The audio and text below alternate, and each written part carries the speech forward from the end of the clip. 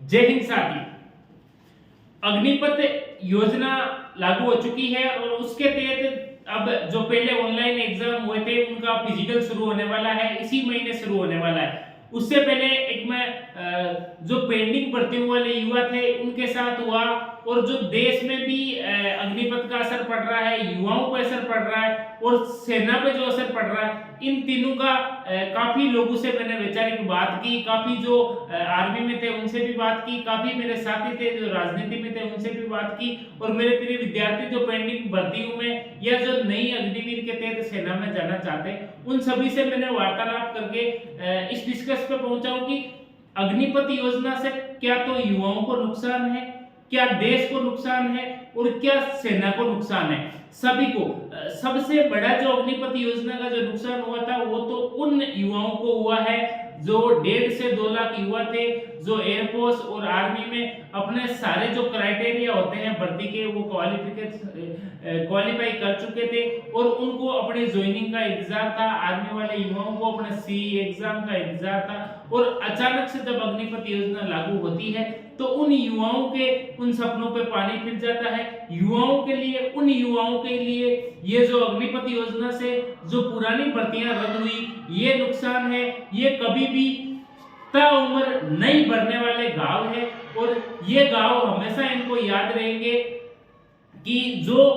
इन्होंने सभी क्राइटेरिया थे भर्ती में जाने के लिए, इन्होंने फिजिकल पास कर लिया, इन्होंने काफी बच्चे एनसीसी से थे आर्मी में जिनका एनसीसी वालों का रिटर्न एग्जाम नहीं होता है, तो उनको सिर्फ एक अंतिम ज्वाइनिंग का उनका मेडिकल हो चुका था, अंतिम ज्वाइनिंग का इंतजार था। एयरफोर्स में तो ये मान लो ज्वाइनिंग की डेट भी आ चुकी थी और उनको उस ज्वाइनिंग की डेट से पहले ही जो कोरोना आया और कोरोना के बाद इनको डेट पे डेट देते देते अंतिम समय में अग्निपथ के तहत उनकी भर्तियां रद्द कर दी। और जो भी न्यायपालिका के समर्थन सामने भी ये सारा मसला रखा, युवाओं ने जंतर मंतर पे संपूर्ण भारत में भारत बंद छोटे मोटे काफी प्रदर्शन किए, जंतर मंतर पे एक बड़े लेवल पे प्रदर्शन किया, उसके बावजूद उन युवाओं को किसी ने नहीं सुनी। तो ये तो वो युवा थे जो पेंडिंग भर्तियों से पीड़ित थे, उनसे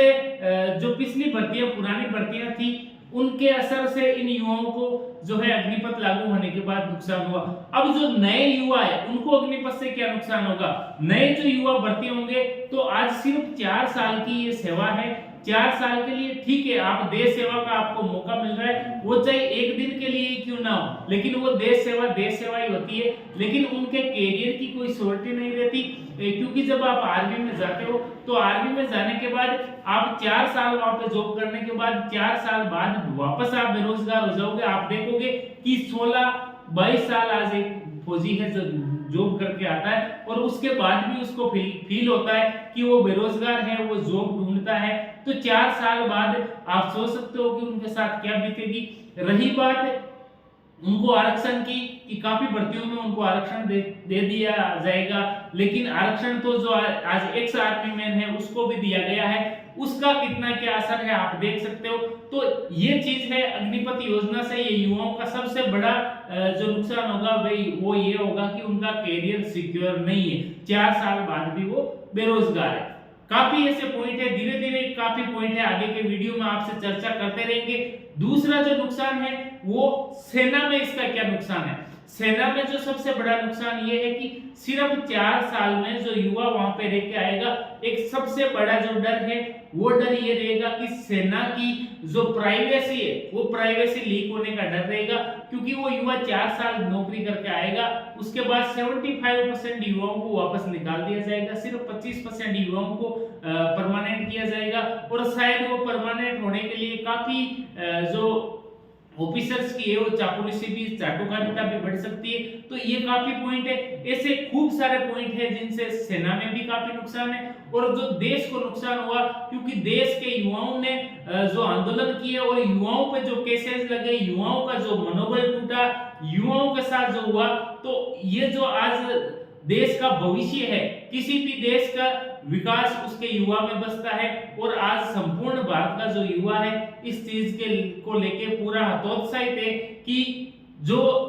इस सरकार ने या जो सेना के अधिकारियों ने जो किया वो युवाओं के साथ बहुत गलत किया, इसका भविष्य में इस देश को भी काफी नुकसान होगा। तो और भी काफी ऐसे पॉइंट है, आपके भी दिमाग में ऐसे कुछ पॉइंट हो जिनसे उनके चाहे फायदे हो चाहे नुकसान हो, आप हमारे तक अपने कमेंट बॉक्स के माध्यम से हमें जरूर सुझाव दीजिएगा। आपके सुझाव जो भी होंगे उन पे विचार किया जाएगा। और जो अभी तक हमारे चैनल से नहीं जुड़े हैं तो प्लीज हमारे चैनल को लाइक शेयर और चैनल को सब्सक्राइब जरूर कीजिए। इससे संबंधित नई सेना भर्तियों से संबंधित नई